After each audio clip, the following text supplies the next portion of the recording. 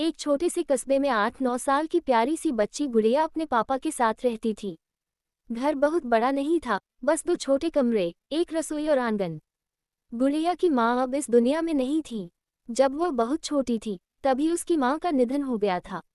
इसलिए घर में उसका और उसके पापा का ही संसार था। गुड़िया बचपन से ही समझदार थी। जहाँ बाकी बच्चे खिलौनों और खेलों में खोए रहते, वहीं गुड़िया घर का सारा काम करना सीख गई थी।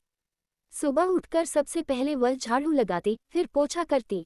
छोटी छोटी हथेलियां थक जाती, पर वह हिम्मत से सब करती। उसके चेहरे पर कभी शिकायत नहीं होती। काम खत्म होने के बाद वह टीवी पर कार्टून देख लेती। कार्टून देखते हुए भी उसकी आंखों में हल्की सी उदासी रहती, क्योंकि उसे पता था कि उसके पास माँ नहीं है जो उसके बाल संवारती, उसके साथ बैठकर कहानियां सुनाती। पर जब पापा पास होते, वह सारी उदासी भूलकर उनसे बातें करती। गुड़िया को सफाई बहुत पसंद थी। उसका बिस्तर हमेशा चमचमाता रहता। तकिया, चादर सब अच्छे से तह किए होते। जब भी पापा घर आते, उन्हें देखकर खुशी हो। पापा जब काम से घर आते, तो गुड़िया तुरंत पानी लाकर देती और फिर उनके पास बैठकर बातें करती। वह पापा से ही सब मांगती, पापा मुझे गुड़िया चाहिए, पापा मुझे रंगीन पेंसिल चाहिए, पापा मुझे मिठाई खानी है। पापा भी हर बार हंसते हुए कहते, ठीक है बेटा, कल ले आएंगे। गुड़िया बाजार जाने से भी नहीं डरती थी। उसके पापा उसे थोड़े पैसे देते और कहते, गुड़िया जाकर दाल ले आ या सब्जी ले आ। वह नन्हे नन्हे कदमों से दुकान तक जाती।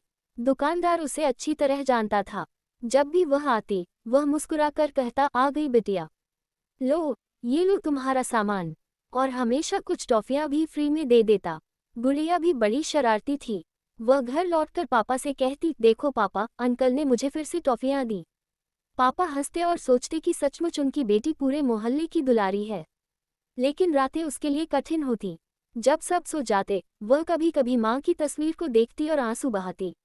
उसे लगता, काश मेरी मम्मी होती तो मुझे गोद में लेकर सुलाती। लेकिन पापा का प्यार ही उसका सहारा था। पापा भी जानते थे कि बेटी अकेली पड़ जाती है, इसलिए जितना हो सकता वह उसे खुश रखने की कोशिश करते। एक बार की बात है, पापा की तबीयत अचानक बहुत खराब हो गई। गुड़िया डर गई। उसने पास पड़ोस वालों को बुलाया। सबने मिलकर पापा को डॉक्टर के पास पहुंचाया।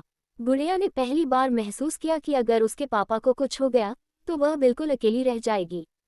उस रात उसने भगवान से दुआ मांगी, हे भगवान, मेरे पापा को ठीक कर दो, मैं बहुत आज्ञाकारी रहूंगी।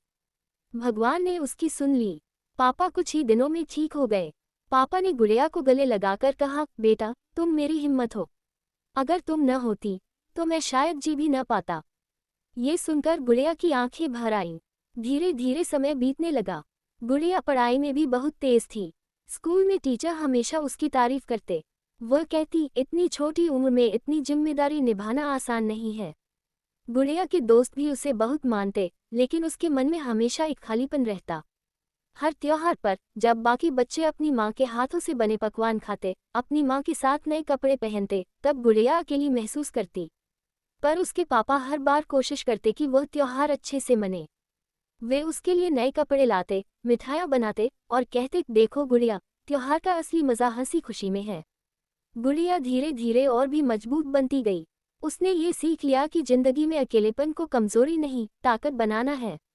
जब लोग उससे पूछते, तुम इतनी हिम्मत कहाँ से लाती हो, तो वह मुस्कुराकर कहती, मेरे पापा से। गुड़िया की कहानी सच में बहुत भावुक थी। एक नन्ही बच्ची जिसने माँ का साया खो दिया, लेकिन अपने पापा के साथ मिलकर जिंदगी की हर मुश्किल को हिम्मत से झेला। उसकी मासूमियत और समझदारी ने सबका दिल छू लिया।